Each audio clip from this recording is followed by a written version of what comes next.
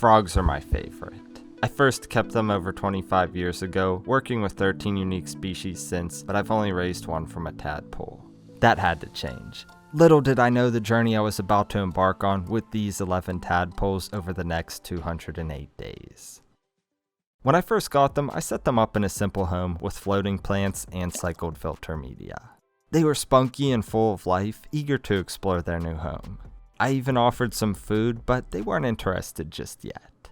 Over the following month, they grew and ate, which can only mean one thing. Needless to say, I had to do maintenance. New water and more floating plants had everyone feeling good. Things continued on this trajectory for 40 days. Everything appeared as usual until I noticed this. No way! I found this little froglet clinging to the glass. I was completely caught off guard because I hadn't seen anyone with legs in the previous days. The next day, its tail was nearly absorbed. However, we wouldn't meet face to face for a few more. I can't lie, it was just so cute, and I was ecstatic. I've raised many animals from infancy, but this was different. I couldn't help feeling a certain way for this little froggy. I tried to feed it the next day, but it wasn't ready yet. It needed time to rest in the moss and gain strength. Luckily, it didn't take long for the hunting instincts to kick in. This frog was jumping around, clumsily eating flies left and right in no time. Despite this progress, I noticed something off. If you look closely, you'll see that its back foot was deformed. I wasn't too worried about this though because it was completely mobile and full of life. Some might even say distinguished.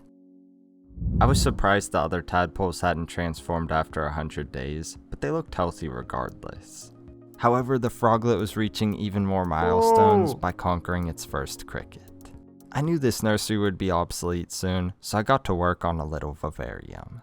I decided to keep the scape simple with a background and some branches I stabilized with epoxy. Then I dropped in leca for the false bottom and to retain humidity, followed by sphagnum moss to hold substrate for plants. Random foliage from the room brought it to life, and leaf litter set the stage. However, my little friend would never see this. Things took a turn for the worse. So, I don't know exactly what happened, but my presumption, and I think it makes sense based on the situation of everything, but I've been having some contractor work done in the next room over. I've been keeping the tadpoles and this frog in my office, and I've smelled chemicals and stuff coming from there because of different things that they're doing, and I didn't really think much of it, but I came down here today, and the little guy didn't make it, and a lot of the tadpoles didn't either, happened at the same time, so it's kind of why I think that probably has something to do with it, because literally just yesterday he was eating his crickets, and the tadpoles were looking good. I mean, still nobody else with legs, but everybody was looking good, so pretty distraught, because I have like 5 tadpoles left, I think, out of the 11 that we started with. I put them in the animal room now because work's not done over there. So, I don't know. We'll see what happens from here. Unfortunately, it wouldn't stop there, and 3 more passed away after the transfer. I put them to rest in some of the house plants as I did with the others. That meant only 2 remained. I honestly wasn't feeling good about it all, but I wasn't giving up hope. Thankfully, they continued doing well, but still no sign of legs. This one's back legs emerged. They were fully developed only a day later. This good news had me so excited and full of hope because how much longer could this have possibly took? I knew the other wasn't far behind either. All of a sudden, someone appeared extra froggy. However, the other was still lagging behind. I'm so excited right now because this one has completely breached the water's surface. It has just a little bit of its tail left to absorb and is nearly full frog. I'd say in about 3 to 4 days it will be safe to move into something else, and the other one's not far behind. Its back legs are pretty much fully developed, so I'd say within 2 to 3 days it will be at the same stage that this one is. I don't know, it wasn't looking good there for quite a while, so I'm really excited to see this. Without any further delay, I'd like you to meet Mango. It was love at first sight. As if the face wasn't enough, Mango even left little feet prints all over the glass. With a fully absorbed tail, this one was finally ready to enter a nursery setup. It's been a while to get to this point. I'm very excited, but capturing these little guys is not the easiest thing to do. We'll see how I can wrangle Mango here.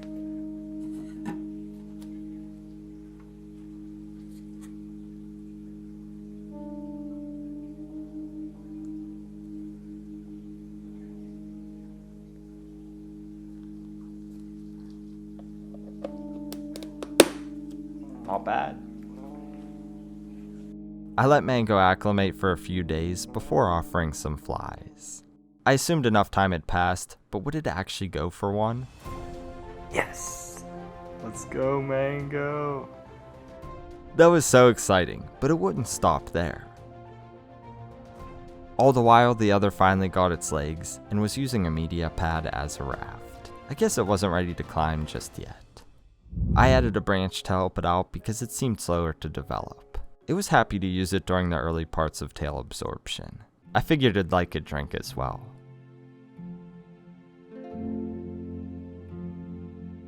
Introducing Kiwi. Little Kiwi was only a week behind and is ready to leave the nursery. You know, it's always kind of sketchy getting these little frogs, but I had a feeling that Kiwi wouldn't be quite as crazy as Mango. Kiwi is smaller than Mango was a week prior, but I was expecting good things regardless. They both continued to grow, but here you can see just how much Mango had grown since exiting the water. A natural-born predator indeed. Kiwi, on the other hand, was still being shy. I had a feeling it was finally time though. This fly climbed directly on Kiwi's head. It hesitated and effort was valiant, but an unfortunate miss. It got away.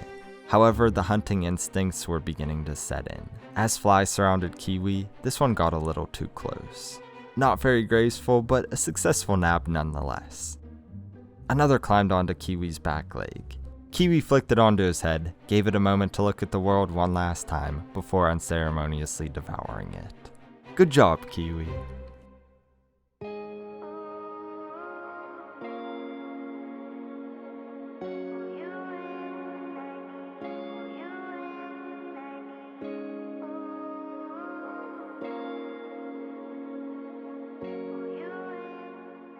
These frogs will take a little while to grow large enough for a proper display setup. In the meantime, I figured I'd keep them in these simple enclosures.